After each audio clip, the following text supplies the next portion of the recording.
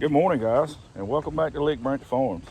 Today is Sunday, April the 27th, and it's been a pretty good week. We've been steadily trying to get stuff in the ground and trying to get everything ready for the warm season crops. We get you right here out of the sun. And I got corn planted in the bottom. I got cucumbers planted in the bottom, and I got green beans planted in the bottom. We were able to get that soil worked up, and I'll take you down there in a little bit and give you a shot of that. But we still got like 4 plots left to plant, and I've got a ton of plants up here that we need to get in the ground. I got some eggplants, I got some tomatoes, I got some peppers. All that stuff needs to go down there, and we're going to work on that some this evening. But first thing, I got out here yesterday, and you can see I went through and cultivated all the potatoes, all the patty pan squash, all the yellow squash. Went in and cultivated all this stuff and started pulling the overhead irrigation. I moved the irrigation out of the zucchini field over to the potatoes yesterday, fertilized everything, and got the overhead irrigation set up here.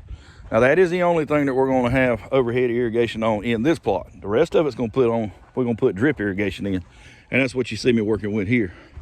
So as with a lot of zucchinis and squashes and cucumbers and things like that, you have a problem with powdery mildew. And anytime you can keep water off the leaves, you can help minimize that possibility of getting powdery mildew.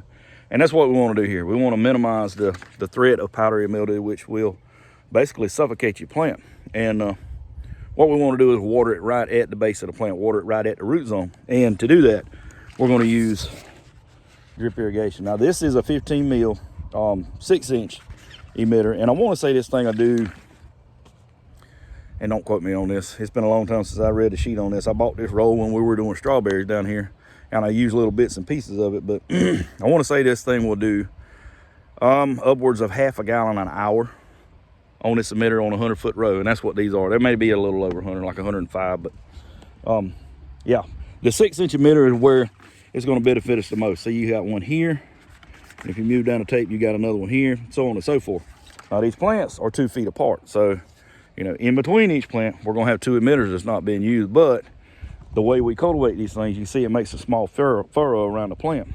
That kind of helps trap the water inside of it, and it doesn't leach out into the row. It basically stays right there in the middle, which is fine because the roots they're going to go find that water. They're going to run out and find it. And if they run into, in between each plant, that's fine. So basically, we're going to try to line it up to where we got an emitter here at the plant or somewhere close. Then we're going to wind up with 2 in here, and then we're going to wind up with 1 close over here. So that's why I tell you, whenever you put in your plants, when you put in your rows, when you do all the preliminary work to get ready to plant, it's important to keep everything straight. It's important to keep everything consistent. 1 foot, skip 1, 2 foot. That way, whenever you're using stuff like drip irrigation and things, that are set on a standard, everything lines up, everything works out, everything kind of comes together as far as where everything needs to be, and making sure that your plant is close enough to one of those emitters to where you're not wasting water and it can utilize it, as much as possible. And I say all that to get to the point that, in my opinion, drip irrigation is about the most efficient way of watering things. Now, I'm not going to say that it's the best way, because you've heard me say multiple times during the summertime, you almost cannot put enough water through a drip tape to make the ground saturated, to get the ground wet enough to actually support a plant. It's horrible sometimes, especially here. In that case, you normally run 2 lines or 3 lines or whatever you need to do to get enough water on the ground. But it's really up to each person and where they're at during their season, their context, to see what they need to do. Right now, we're going to run 1 line for each row. That's going to be enough to get these plants off to a running start. And then if we put another succession plant behind these, we may have to consider putting in another line. But we won't know that until these plants come to the end, or it starts getting hot enough to where we see we got a problem. Anyway, I'm gonna move. I haven't moved the bottom one yet. I moved this one. There was a set of risers in between these rows that covered this part. Those are gone. Those are actually in between the potatoes, which I won't run drip on potatoes because I'll have to heal them multiple times. I healed them yesterday. You can see all the potatoes are looking good. This is red Norland. It's a mixture of red Norland and red Pontiac. So there's 6 rows there and looking really good. I'm pretty pleased with them. I was afraid that I was a little late, but it looks like we're we're gonna be okay. This right here is doing exceptionally well, simply because that's where the water was kind of overlapping, landing on these, and you can see the one in the middle aren't it big. That's all right, they'll catch up. All right, so I'm gonna quit yapping and we're gonna get on here and go ahead and get a couple of them done. So I'm gonna set this camera up and I'm gonna show you the most efficient way I have found to do this. And you're gonna laugh at one part of it, but you know what, it works. And I found it completely by accident because that's all I had laying around. All right, so first thing you want to make sure you do is start off with a good clean end, a good straight edge, because that's going to be important to make sure the end seals. Now you're going to have two different fittings on this line. You're going to have an end cap, which is this dude, and I try to use the ones with a hole in it, and I'll show you why here in just a minute. And then you're going to have a row start, which is that dude. It says it's got the nipple on in it, which you will push into the main line tubing. But we're going to start with the end fitting right now. This is this guy. And here's the funny part. So these things can be aggravating to get to go down into this tube. I mean, sometimes it just really can be a bear because it wants to bend and fold and all that stuff. This is a trick. So I put just a little dab of dish soap. See, don't take much, just a little dab. And I put it on that tape and just twist it just a little bit and push it down in, and it'll seat itself all the way to the bottom. And then you're going to tighten up this here. And I'm trying to get these lines as the top. I'm trying to get that whole line up with that line because, like I said, I'll show you why here in a minute. But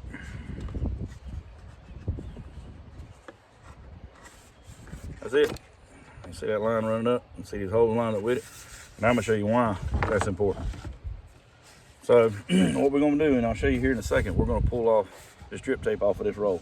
And it's gonna be humpy and bumpy and wrinkly and all that stuff for a while until the sun heats it up, but eventually it'll lay flat and it'll be slick and pretty down through there. But this stuff laying on top of the ground, and you have the option, you can bury this and it'll serve the same purpose, and a lot of people do. I don't, simply because it's easier for me to pull it out, replant, and put it right back in. So, and I try to reuse it as much as I can. I don't always. Sometimes it just gets a little pinholes and all, and it ain't worth saving. But if I can reuse it, I will. I've got a line full of them over there along the wood line over there in 50 foots that I use out here when I need to. But anyway, if it's laying on top of the ground, wind blowing like it is today, it'll move this stuff around. It'll blow it all over the place. So what I do is I take one of these spikes. You can see that it's like a, I don't know, landscape spike, timber spike, something. Anyway, I bought a case of them years ago, and basically just run them through the end, and then I peg them down at the end of the row, and I can pull this super tight and not worry about it moving and pulling up. And it also makes it easy at the end of the year. All I do basically go down and I pull this up and take all this stuff off, and I'm ready to reuse it again if something were to happen in this line. But what I'm gonna do now is I'm gonna roll this thing out. The hardest part about doing this, and I'm gonna be perfectly honest with you, the hardest part about doing this whole job is gonna be keeping that spool on those blocks. And I've fought it for years, and I don't know why I never built me a stand to do it, but you can see I got a jerry rig basically to stay on top of that thing. Sometimes it works like a charm, sometimes it don't, but we get ready to see it's going to work like it's supposed to today. So what I'm going to do now is just roll this out all the way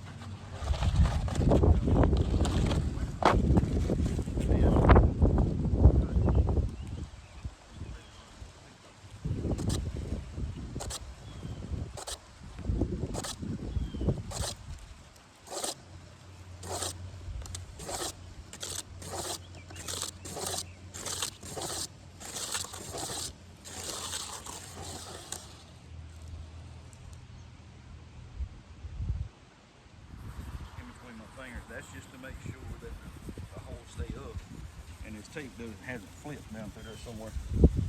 And that I got a kink in, but it feels pretty good. And I'm not really concerned about keeping it where it's supposed to be right now. I just want to get them all ran, and then what I'll do is I'll go back down through here and put them right next to the plant and try to pin them down a little bit, either with a landscape staple or maybe put a little dirt on it until we can get enough water in it to kind of hold it flat. All right, so, and that's pretty much the first row. Now I'm gonna give myself enough slack, like right in here. And I always cut, if you got two emitters right here, go up to the very last emitter and cut it right behind that one. That way you still got enough room between this emitter and the end to cut some more if you need to. Because if you get into this, then guess what? Slowly but surely, you're moving your main line forward that much more. And I like to have enough room in mind to where, you know, I can move it out the way if I need to, because if I get all the way up here on the plant and get it all janky down through here, I don't know, it just gets on my nerves if things are not straight.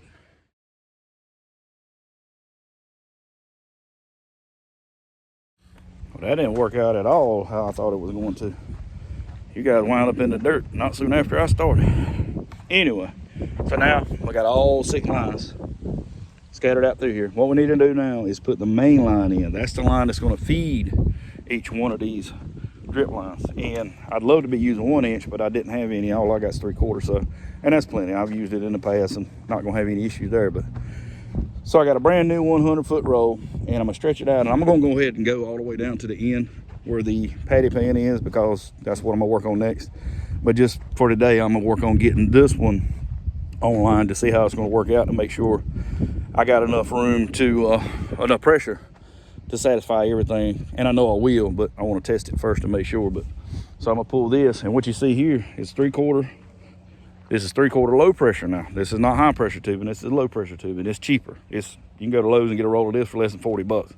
You buy the 160 PSI stuff, you're gonna pay $80, $90 for it. But yeah, this is what I use. It's up to 100 PSI. That's plenty. I ain't got nothing down here that's gonna go over that. Even my county water line down there don't go to 100 PSI. So we're good here. So what I'm doing now is running it through a piece of 1 5/8 tubing that I had left over, just to kind of give me a, you know, they go through here. Well, we go through here a lot with everything, tractors, side by side, golf cart, all that stuff. And it's just a matter of time before it would close that line off completely. So I put it in a piece of that pipe here, right here at the road, so it doesn't get pinched down. And I'll throw some dirt over the top to kind of level it out. But that's going to be the main line that's going to go all the way down to the other end of the garden. And I got it rolled out, and it's been in a coil, so quite naturally it's going to want to roll up when you're pulling it. But basically all I'm gonna do is pull it through that tube all the way down to the bottom.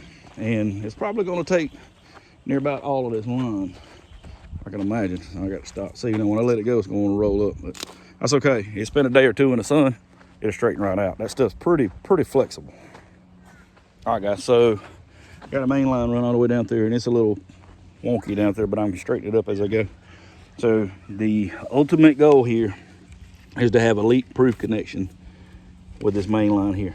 And what we'll do is we'll put the fitting about midways between these 2 emitters, that way I can pull the slack out of it. Because trust me, whenever we get everything filled with water, it's gonna stretch. It's gonna stretch some.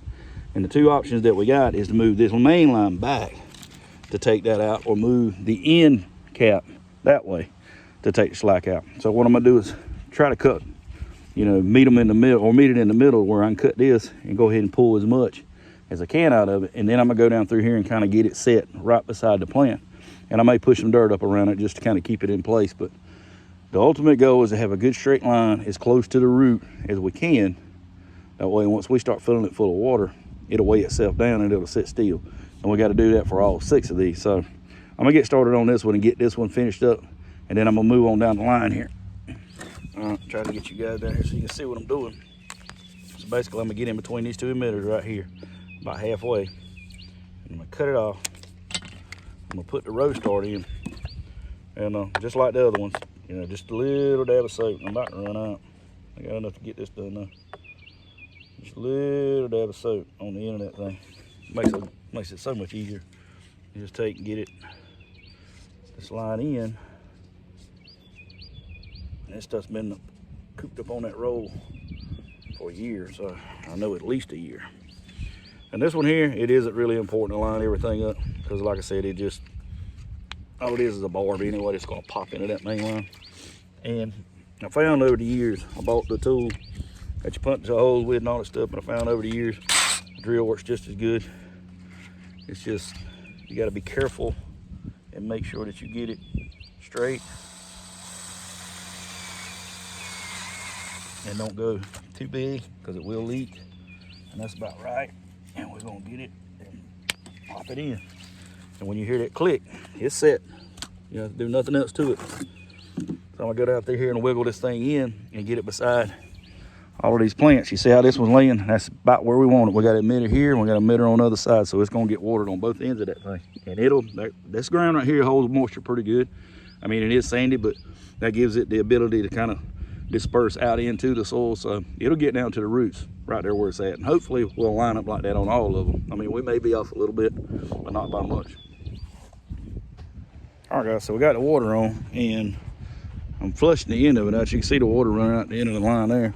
I'm already seeing bubbles coming up out of the emitter, so I know we're good here. I get up and turn the water off, and we'll close everything up, see if we can pressurize it. All right, guys, they haven't completely filled out yet, but they're starting to build pressure, and you can see as you go down through here, you see how these emitters are putting water out. You see those spots? You see how the water dripping out of that? All the way down through there. It's gonna be like that every 6 inches. You're gonna see a puddle. You see why I say it's the most efficient way to do this is because the water is isolated right there at the plant. It won't take that long to become saturated. It won't take it long at all, trust me. We'll look out here in 30 minutes and this place will look, I mean, it'll be good and irrigated. And you don't have to worry about watering the middles. That keeps weed pressure down, that keeps a lot of things down. And you don't have to worry about wasting water. You can put it where you need it. You can cut down on your irrigation time.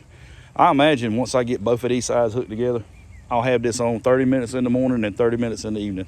And that's it. That'll take care of what I need to do. All right, so I'm about done with this. I'm gonna get off of here and get the other end of it done. I got some stuff I'm gonna try to put in the ground down here at the bottom. I'm gonna go through and make sure I don't have any leaks through the system and go ahead and get all that fixed before I move on, because I don't want to waste a lot of water. But this stuff needs to be irrigated today anyway, because I didn't water it yesterday. And I'm gonna go ahead and plug some new plants in the ground right here where these look like they're not gonna make it. You know, that's just from being heavy-handed when I fertilize. And when I use drip irrigation, I can set my dosatron to water, you know, pretty evenly, or excuse me, fertilize pretty evenly, to where I don't have to worry about over fertilizing. I don't have to worry about burning my plants up, and I can concentrate more on harvesting and selling than I do have to worry about fertilizing and weeding. All right, guys, so that's gonna do it for this week.